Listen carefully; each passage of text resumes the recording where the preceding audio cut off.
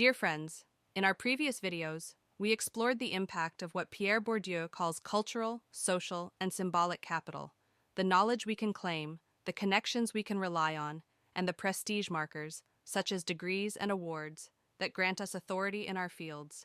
Today, let's ask, what happens when one form of capital outweighs the others? In short, when our assets are unbalanced, we fail to harvest their full potential across different domains.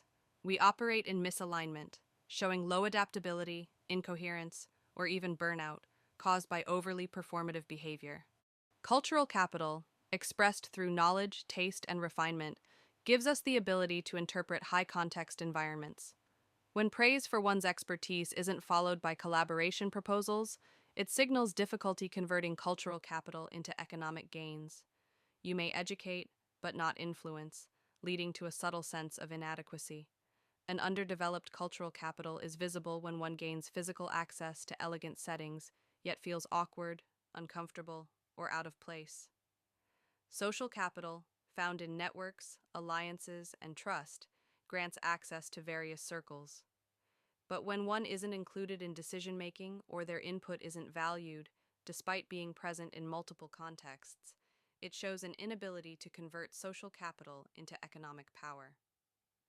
Charm alone is not enough. Such individuals may have many acquaintances, but few advocates, and their conversations rarely reach depth. Conversely, those with low social capital struggle to build any connections at all, no matter how intelligent or articulate they may be. Symbolic capital, titles, awards, and recognitions, suggests credibility, authority, and prestige. But an overweighted symbolic capital risks identity inflation, chasing accolades and constructing self-worth externally. The danger appears when recognition is detached from the inner sense of purpose that should guide our work. An underdeveloped symbolic capital manifests as visibility without respect, being known, but not trusted. Economic capital, finally, is rooted in wealth, assets, and financial literacy. It grants the power to act and invest. Yet when relied on alone, it rarely earns admiration for taste or insight. Conversely, an underdeveloped economic capital appears as refined taste unsupported by the means to express it. When one capital dominates the rest, we encounter what in machine learning is called class imbalance, a situation where one category overpowers the others, hindering the model's ability to learn from minority data. In our personal lives, class imbalance limits our growth. In ML, hyperparameter tuning happens before the model begins training. The most crucial parameters are the learning rate, how big a step the model takes toward improvement, and the epochs, how many times it reviews the data. In self-development, the learning rate represents the small steps that bridge our contrasting capitals. If symbolic capital dominates, a small adjustment might be asking others about themselves instead of promoting our own achievements. The epoch reflects how often we review our social experiences to refine timing, tone, and rhythm. Machine learning offers several hyperparameter search strategies, which we can interpret metaphorically. Random search, testing random combinations, like casually experimenting with conversation tones and boundaries. Grid search, testing every possibility, like identifying multiple conversational anchors. Bayesian optimization, making smarter guesses based on prior experience, similar to predicting what kind of people you'll meet at an event. Optuna, refining Bayesian optimization with science, like preparing for an event by researching speakers and estimating conversation depth beforehand. If our model still yields unsatisfying results, we can borrow more ML strategies. 1. Data collection. Read the room. Observe before acting. Increasing social capital may mean researching events or studying the etiquette of the environment. 2. Regularization. Prevent models from being too flexible, overfitting, or too rigid, underfitting. Similarly, we should neither lose authenticity by adapting excessively, nor expect the world to cater to our comfort zone. 3. Resampling.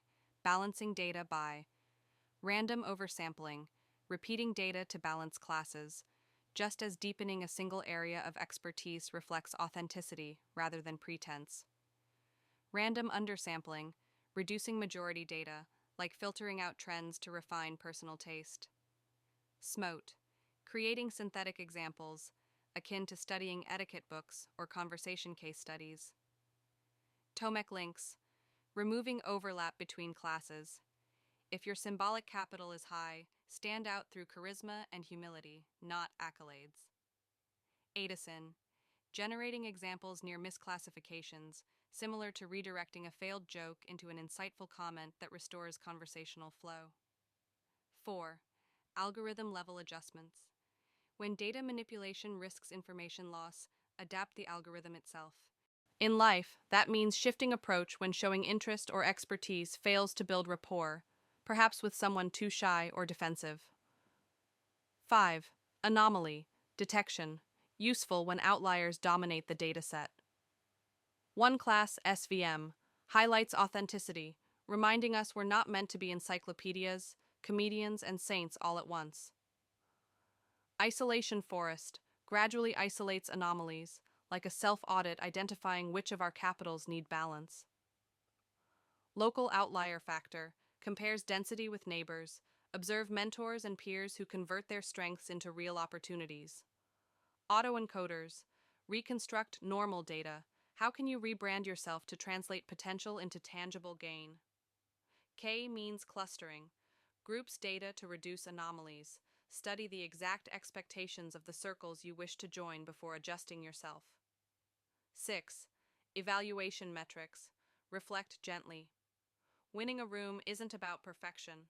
In ML, true positives are genuine gains. False positives are imagined losses. Not every awkward moment is failure. 7. Cost-sensitive learning. Assign higher costs to major errors. If your symbolic capital isolates you, consider the cost of elitism, closed doors, missed intimacy, lost allies. How can we strengthen our weaker capitals? If your cultural capital is strong, cultivate social fluidity. Once people relate to you, your expertise begins to convert economically through symbolic resonance, the quiet prestige of embodying what others aspire to. If your social capital is abundant, focus on gravitas. When charm meets depth, you'll be invited into decision-making rooms, and your insight will hold weight. If symbolic capital dominates, open yourself to collaboration and mentorship. Teaching humbles us and signals approachability, inviting new opportunities. If you rely mostly on economic capital, invest in taste and legacy. Learning about art, craftsmanship, and history not only refines decisions but cultivates emotional resonance, the most elegant form of wealth. When our capitals align, we evolve beyond performance into presence. Context becomes our ally, coherence becomes our compass, and emotional elegance, our true distinction.